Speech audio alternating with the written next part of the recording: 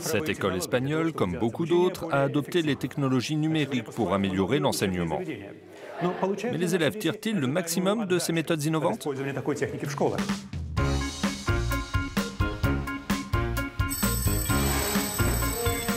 Dans l'école Itaca de Séville, la majeure partie du temps, les appareils électroniques ont remplacé les livres.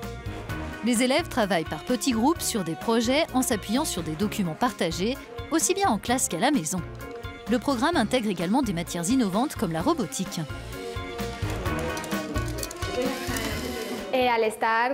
On est des adolescents, alors on aime bien ces technologies. Je crois que comme ça, on est plus impliqué dans ce qu'on doit apprendre que lorsqu'on doit lire des livres. On estime qu'environ 90% des emplois de demain nécessiteront des compétences numériques. Comment mieux les acquérir? Pour le savoir, encore faut-il disposer d'un retour d'expérience de la part des élèves et des enseignants. En réalité, on n'a jamais pris le temps d'analyser comment on utilise ces technologies et surtout de se demander comment on veut s'en servir dans l'avenir.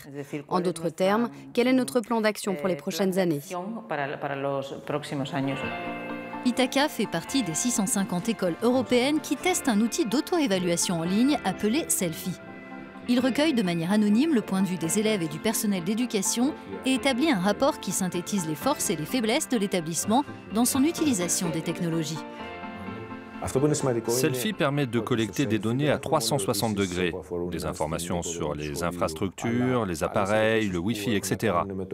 Mais aussi sur la manière dont les technologies sont utilisées pour enseigner et apprendre, pour évaluer les élèves, pour la communication notamment. Selfie est développé par le Centre commun de recherche de la Commission européenne et sa Direction générale de l'éducation et de la culture en lien avec un groupe d'experts à travers l'Europe.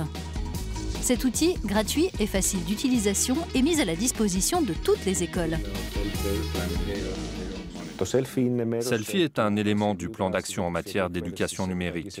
Et l'objectif, c'est d'avoir 1 million d'utilisateurs fin 2019, que ce soit des directeurs d'école, des enseignants et des élèves des États membres de l'Union européenne et des pays des Balkans occidentaux.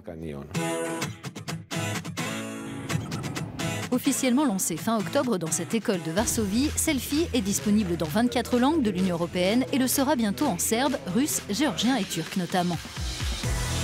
L'idée, c'est que les établissements puissent faire le point sur leur usage du numérique sans les inciter à se comparer les uns les autres et à montrer leurs muscles. C'est très important pour un directeur de savoir comment son école fonctionne à tous les niveaux, pour les élèves et les professeurs, et en matière d'équipement. Je peux me dire que mon école est au top, mais je peux me tromper. Selfie peut le vérifier. Selfie peut être adapté à chaque établissement grâce à des questions complémentaires qui peuvent ainsi couvrir d'autres aspects de l'enseignement en termes de sujets, projets et méthodes. C'est un outil très flexible, très modulable et il est vraiment fait pour permettre aux écoles de s'auto-évaluer. Il ne s'agit pas d'atteindre un objectif en particulier ni de se comparer les unes aux autres. C'est comme si l'école prenait un selfie d'elle-même. C'est une photographie de son état d'avancement sur le chemin de l'intégration des technologies numériques dans l'enseignement. Pour prendre un selfie de votre école et découvrir son potentiel numérique, rendez-vous sur le site dont l'adresse s'affiche.